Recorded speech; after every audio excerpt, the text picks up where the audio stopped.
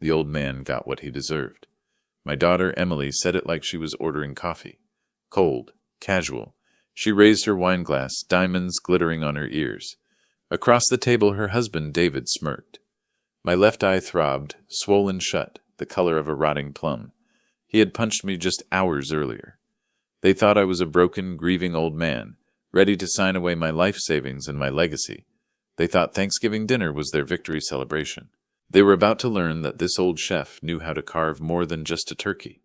If this story finds you, subscribe and let me know where you're watching from. It helps to know I'm not alone in this world.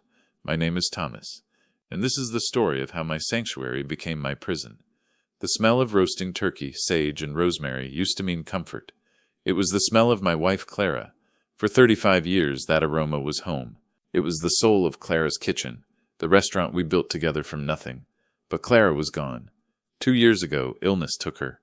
The warmth left the world with her. Now, Thanksgiving dinner just smelled like ash. I sat at the head of the table. The silence was heavy. My left eye throbbed. Every heartbeat sent a dull ache deep into my skull, a rhythmic reminder of the afternoon's violence. I looked at my reflection in the polished surface of the dining room table. The man staring back looked tired, old, broken, but looks can be deceiving. Across from me sat Emily, my only child, the little girl I used to carry on my shoulders. She wore expensive silk. Her hair was perfect. The diamonds on her ears, I suspected they were bought with money stolen from the restaurant. Her expression wasn't concern. It was cold satisfaction. She hadn't really looked at my face once, as if the violence was normal. Beside her sat David, her husband of 5 years. He was already on his second glass of wine. He leaned back in his chair, the posture of a man who believed he owned the world, or at least was about to. He had that slick salesman smile, the kind that never quite reached his eyes. Today I finally saw what was behind that smile, and it was ugly. Maria, our longtime head chef, and the Herzist friend I had left, had prepared the meal.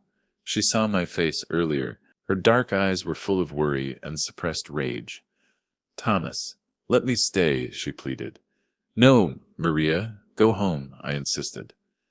This was a storm I had to weather alone, or so they thought. Emily finally broke the silence. She picked up her wine glass, crystal from the set Clara and I received on our wedding day. "Well," Emily said, her voice bright and sharp. It cut through the soft jazz music playing in the background. Music Clara loved. "I think this Thanksgiving is a turning point. Don't you agree, David?" A turning point. She had no idea how right she was. David smirked. Lazy, self-satisfied. "Absolutely. It's about time things changed around here. Out with the old, in with the new." He looked around the dining room, the one Clara and I had decorated with so much love. He sneered. "This whole place needs an update," he said. "It smells like a museum." My stomach tightened. They weren't talking about the house. They were talking about me. They had been chipping away at me for 2 years, ever since the fog of grief swallowed me whole. When Clara died, a part of me died too. I was a chef, a businessman. I knew how to balance flavors and manage inventory, but I didn't know how to manage the gaping hole in my chest. I didn't know how to live in the sudden, deafening silence. I was drowning, and they were holding my head underwater. Emily and David moved in a month after the funeral. It seemed like a kindness at the time. "You can't be alone, Father," Emily insisted. She stopped calling me Dad when she married David. It was always Father. Cold. Formal. "This house is too big. Let us take care of you. We'll help you manage the restaurant." I was weak, broken, desperate not to be alone with the ghosts. I said yes. It was the biggest mistake of my life. The takeover was slow, insidious, like poison dripping into water. It started with the restaurant. David claimed to be an expert in marketing and finance. His own ventures always failed, but I was too tired to question it. He offered to handle the accounts.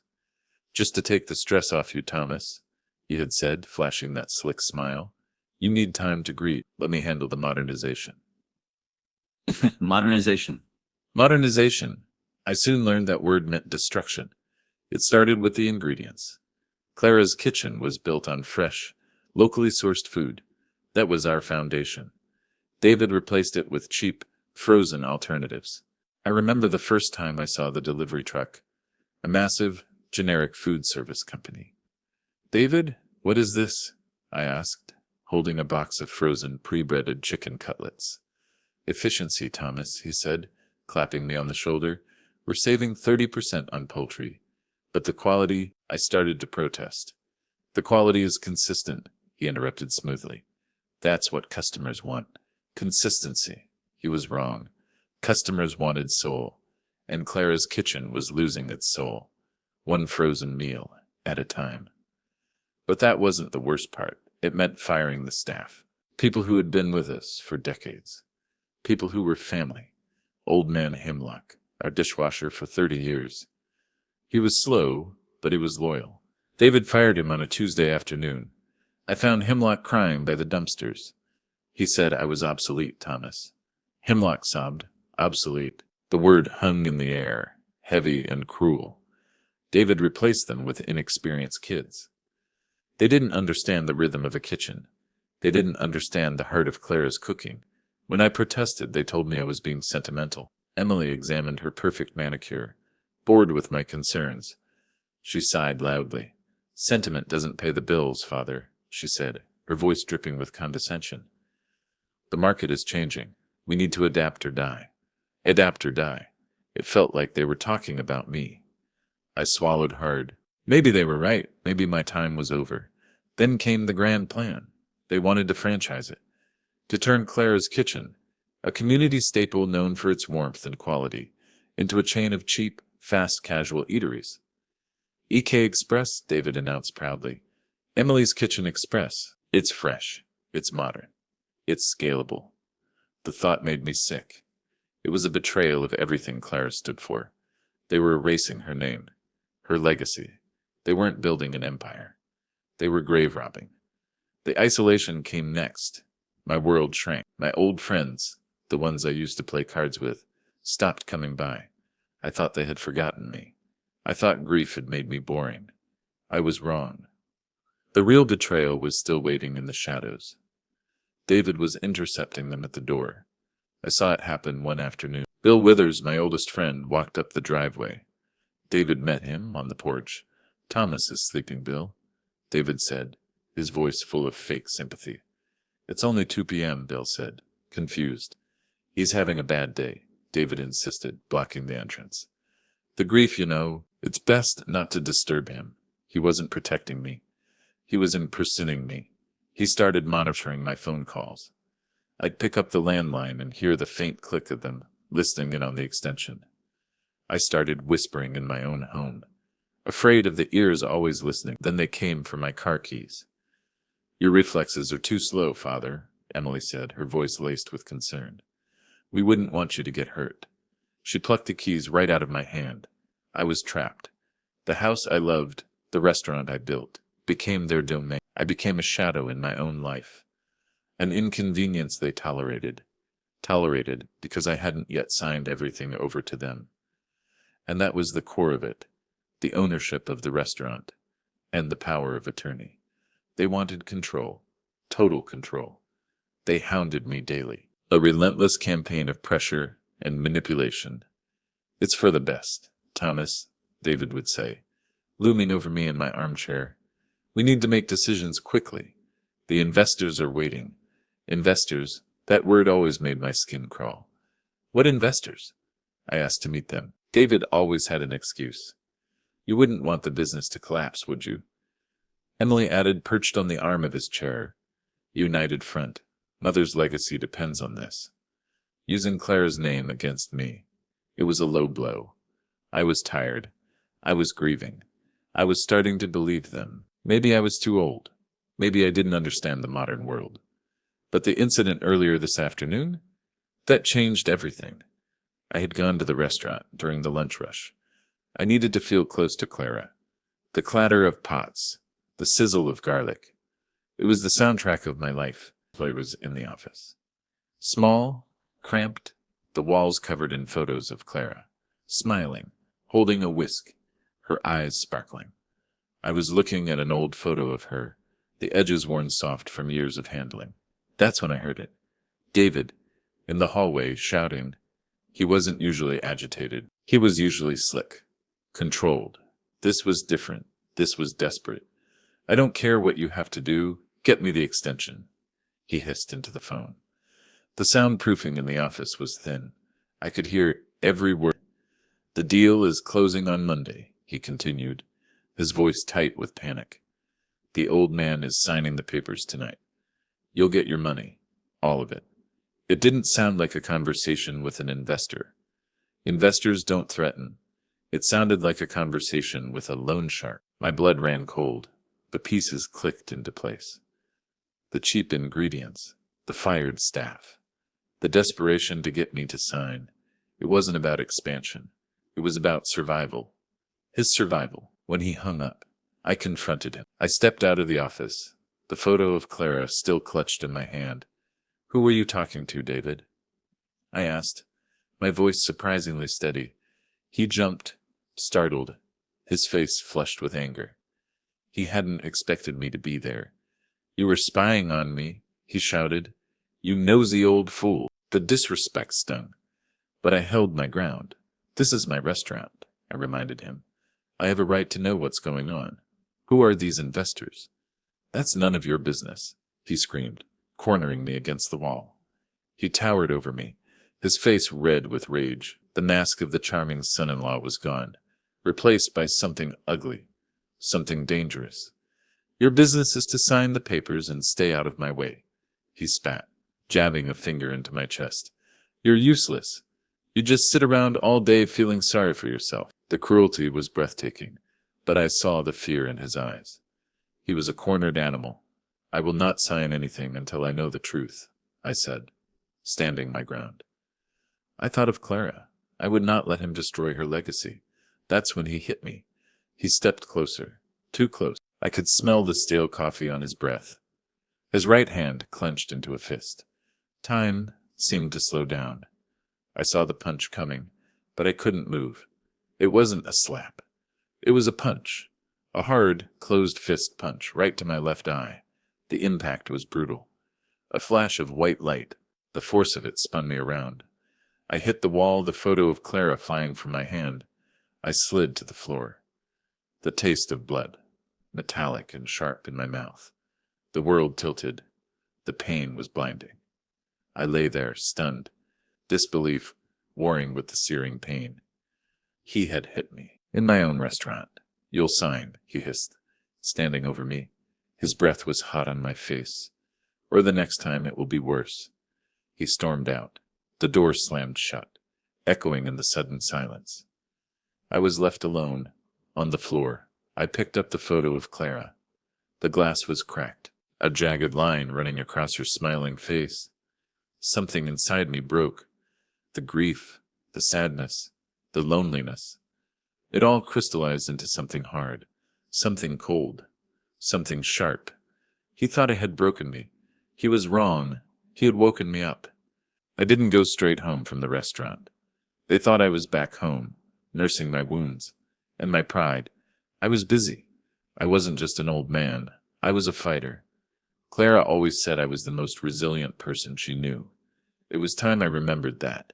I took a cab. The driver looked at my face. Concerned. You okay, pal? I will be, I replied. I went to the one place I knew I could get help.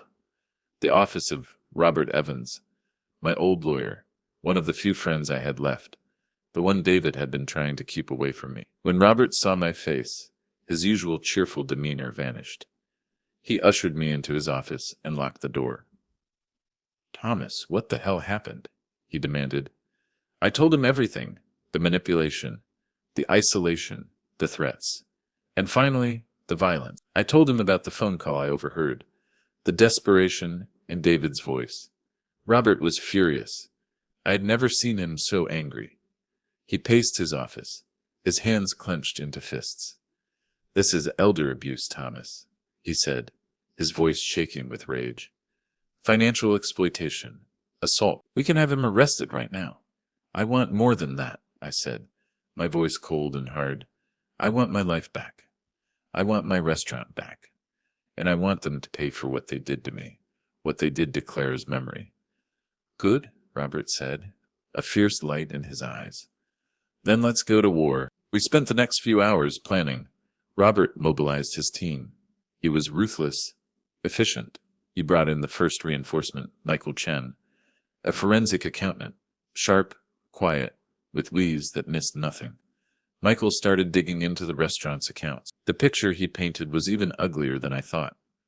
He's been embezzling money for months, Michael said, pointing to a spreadsheet filled with red numbers, inflated invoices, missing deposits, unauthorized withdrawals, $75,000.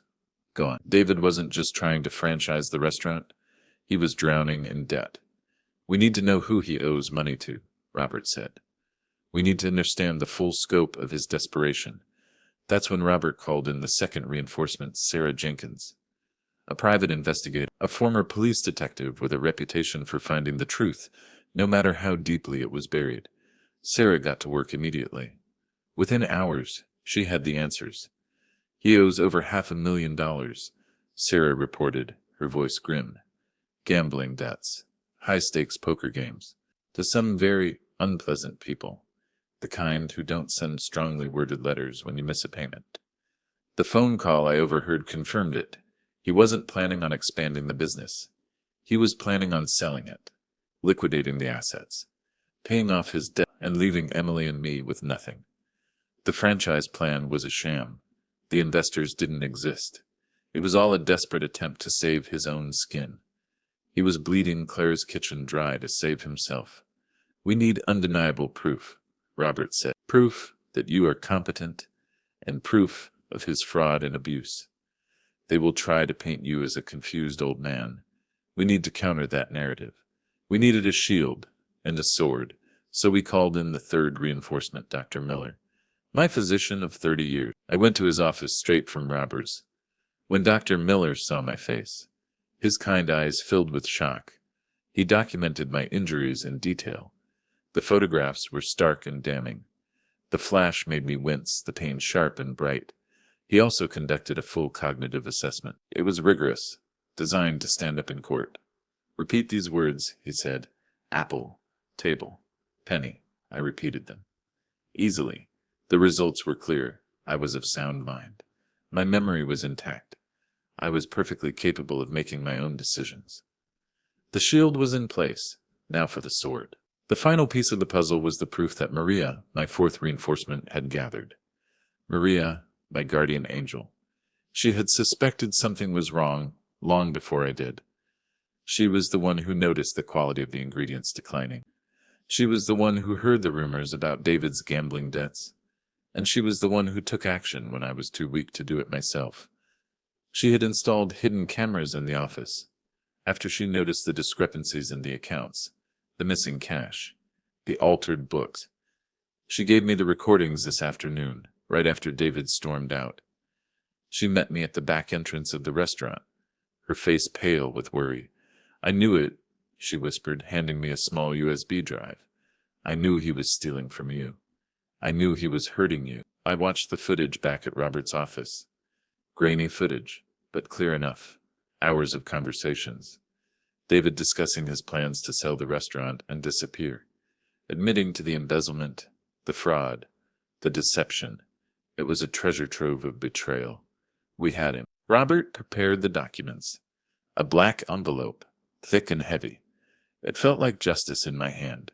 I went home to face my betrayers, to reclaim my life. Now, back at the dinner table. The tension was escalating rapidly. The soft jazz music felt wrong, too light for the darkness in the room. The conversation turned to the elephant in the room, my face, the bruise spreading across my cheek like a stain. Honestly, Father, Emily said, slicing into the turkey with practiced precision. The carving knife glinted in the candlelight. You have to admit, you were being incredibly difficult this afternoon. I looked at her, my daughter. I searched her face for any sign of the sweet girl I raised, the one who used to sneak into the kitchen to steal cookie dough.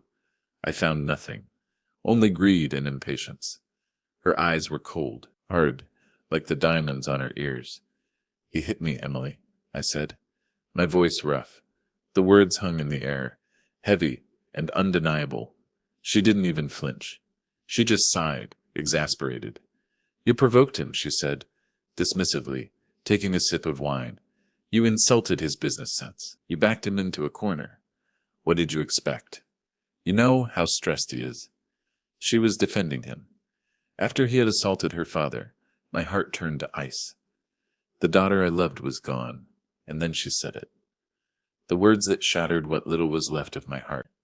She raised her glass in a mock toast, her eyes bright with cruel pride. "The old man got what he deserved," she proudly said, during this Thanksgiving dinner. David smiled, a wide, predatory grin.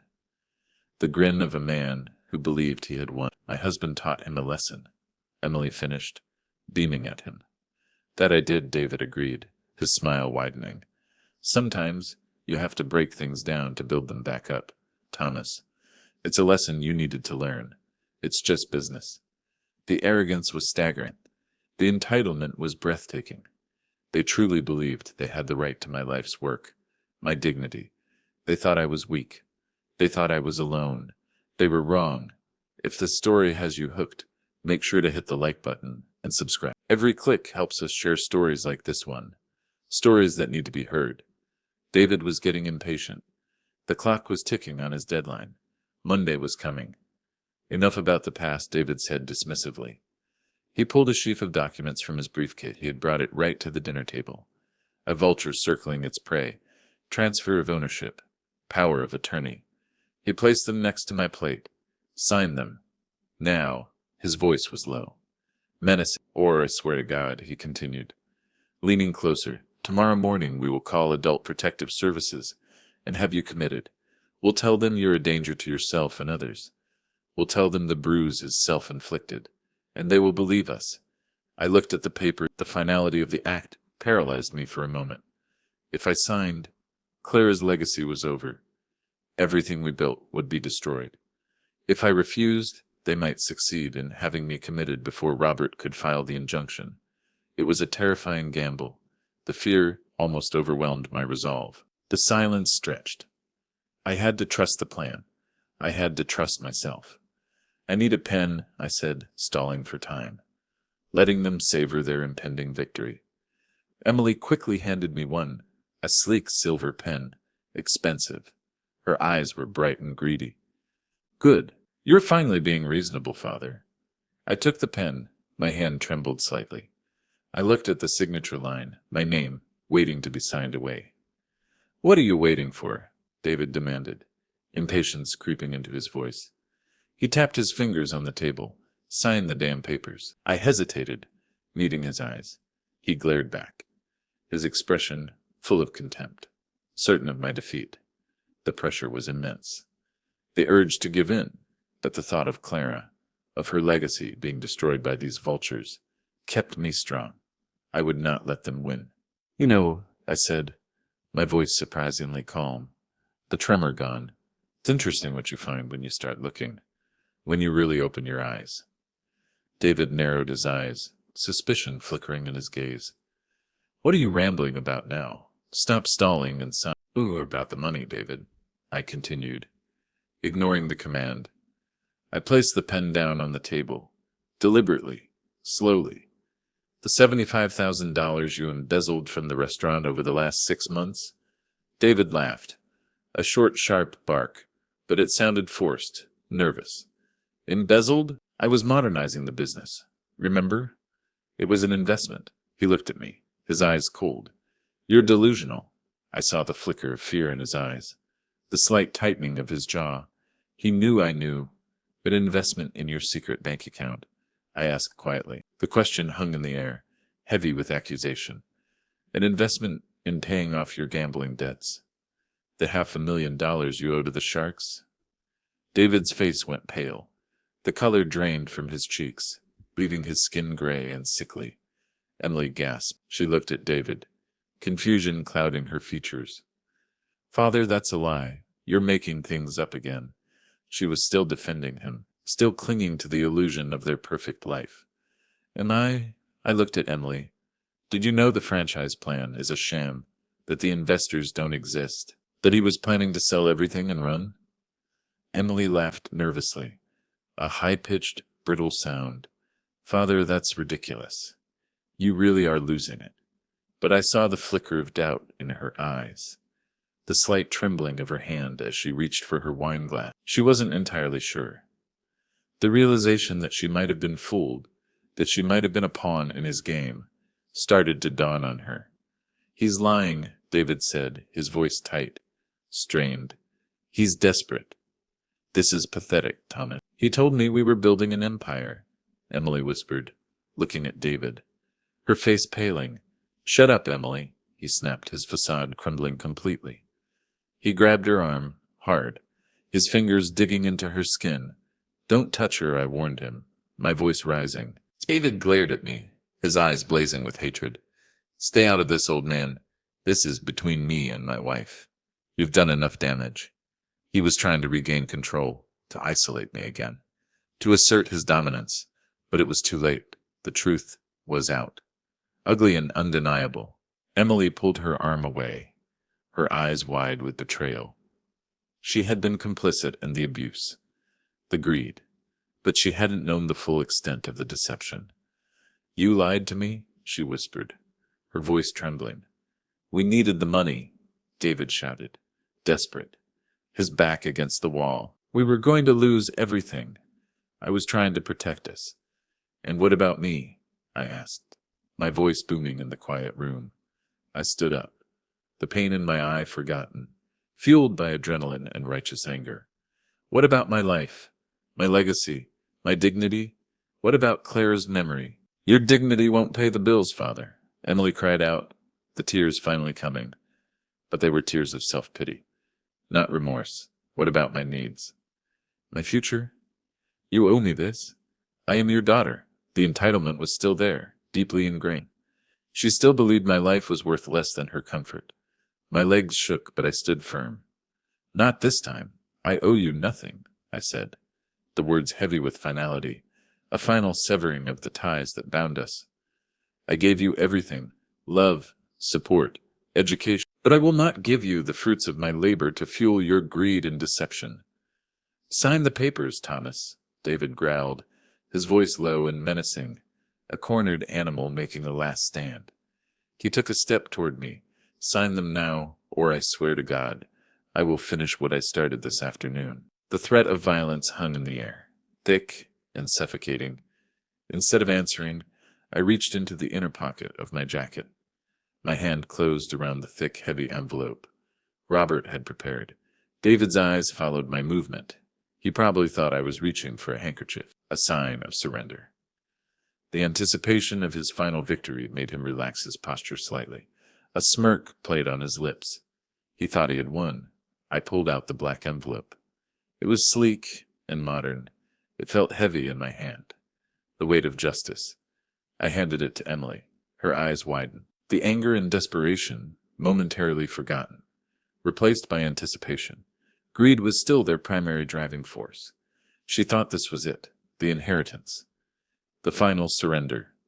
What's this? She shrieked, snatching the envelope from my hand. Her voice trembled with excitement. Did you finally decide to be smart about this? David leaned closer, a triumphant smirk spreading across his face. About time, Thomas. You realize you can't fight us. Emily's hands, adorned with the expensive jewelry bought with the stolen money, trembled as she tore it open.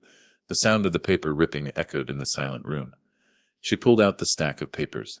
Her eyes scanned the top page, and then her face turned red. A deep, furious scarlet. Then, just as quickly, it drained of all color, leaving her pale and shaking, her mouth hanging open in disbelief. The smile vanished from David's face. What is it, honey? What does it say? Did he sign the deed? Emily couldn't speak. She just stared at the papers, her body trembling violently.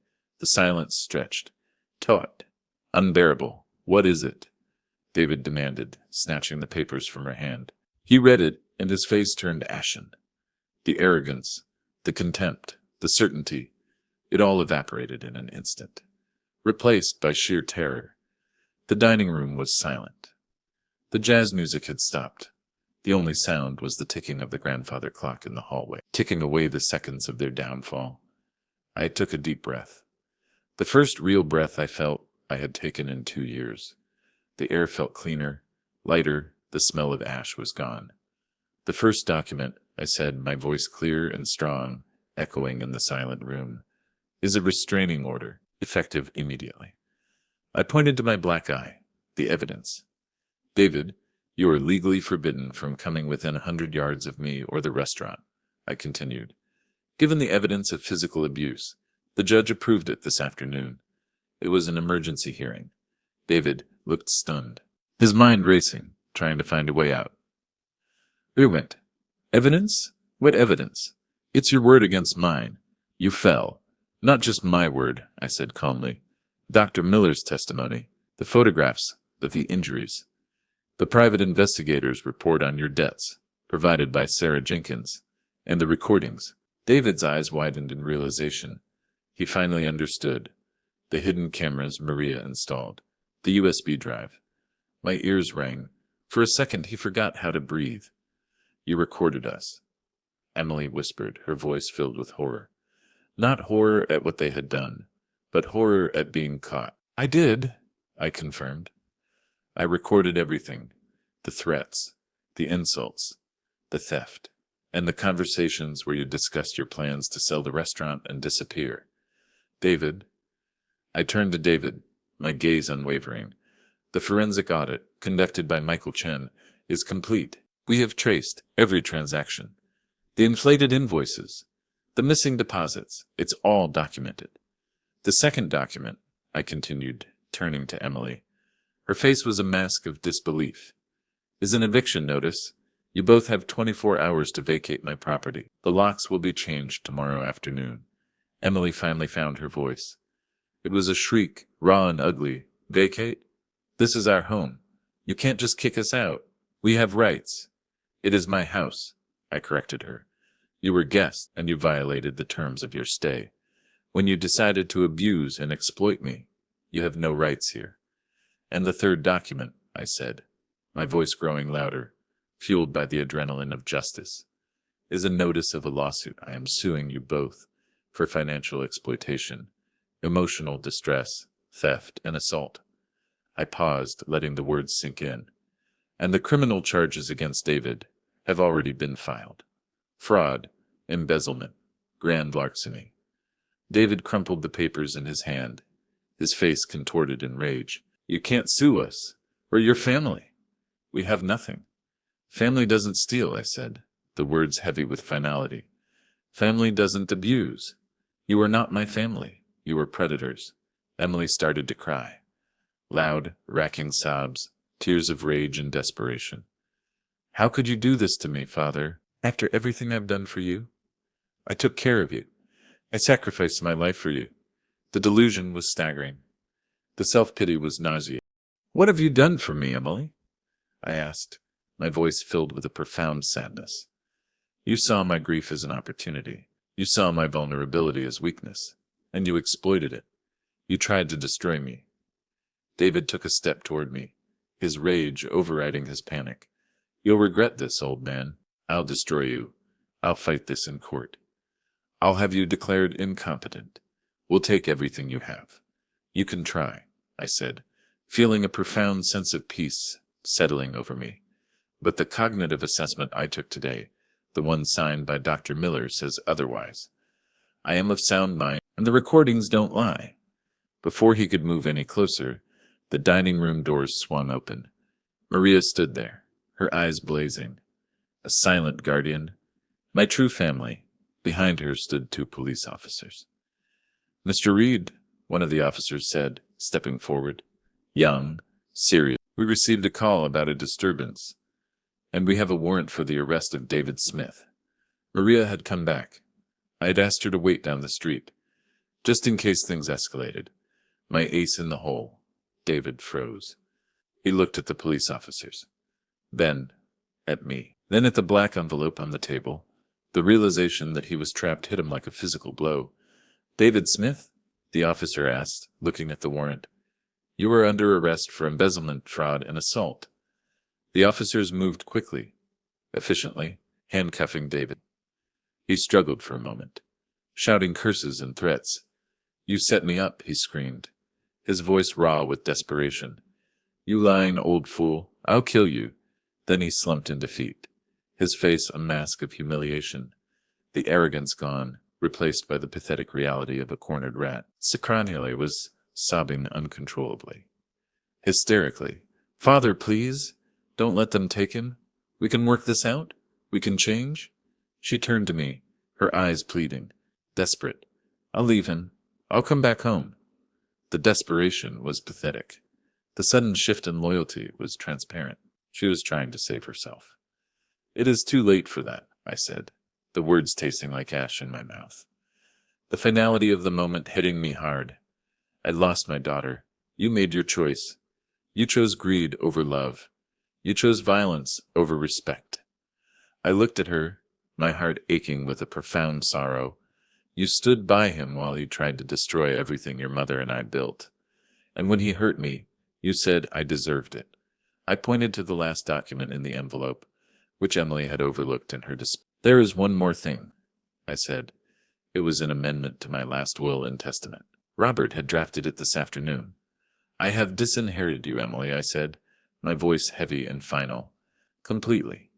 You will receive nothing from my estate, not a single cent." Emily gasped, her hand flying to her mouth. The realization of the consequences of her actions finally hit her. She had lost everything. As the officers led David away, he glared back at me, his eyes filled with hatred. "This isn't over, Thomas." "Yes, it is," I replied. Emily stared at me, her face tear-streaked and desperate, the silk blouse stained with tears and wine. "What am I going to do, Father?" "I'll have nothing. You'll have what you deserve," I said. The words harsh, but true. "Now get out of my house." She hesitated, looking for a reprieve, a sign of weakness, a flicker of the fatherly love she had exploited for so long. She found none. With a final, heartbroken sob, she turned and ran out of the dining room. A moment later, the front door slammed shut, echoing through the house, the sound of a chapter closing. Silence descended upon the dining room. It was a heavy silence, filled with the ghosts of the past 2 years, the echoes of betrayal, and the profound sorrow of losing a child. Maria walked over and put a gentle hand on my shoulder. Her touch was warm and comforting. "A lifeline in the storm. Are you all right, Thomas?" she whispered, tears welling in her eyes.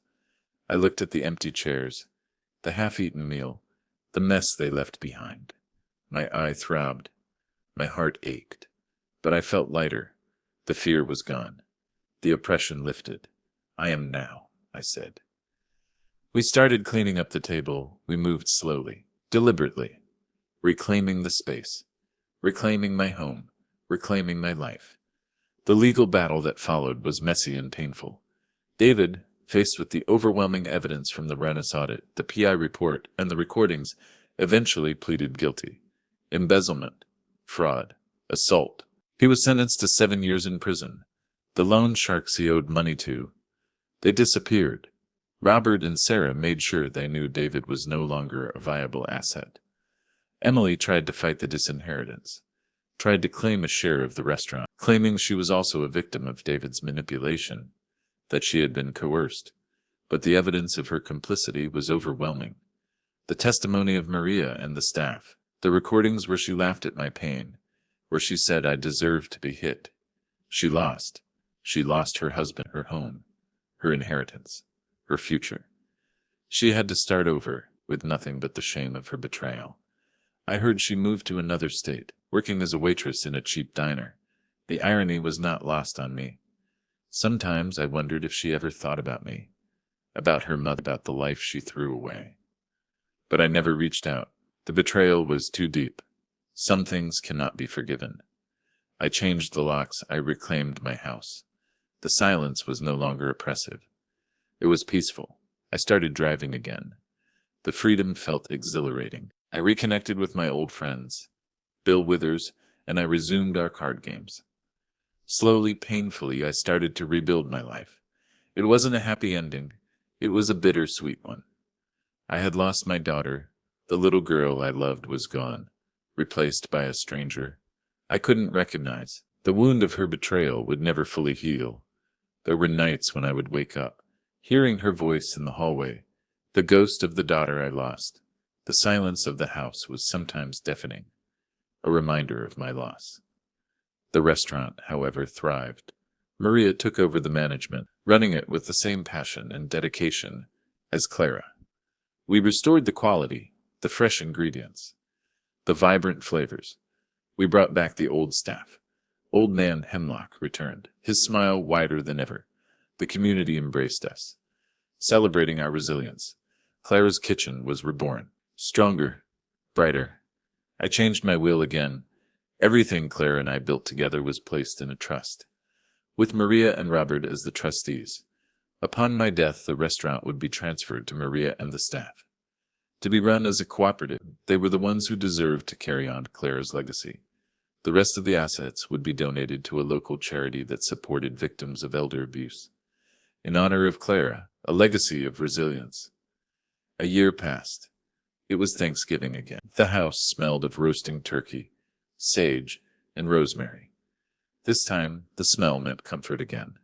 It meant home. I sat at the head of the table, surrounded by Maria and her family, by Robert Evans and his wife, by the staff of Clara's kitchen. The room was filled with laughter, music, and the warmth of genuine affection. I looked at the empty chair next to me, the one where Clara used to sit. I missed her terribly.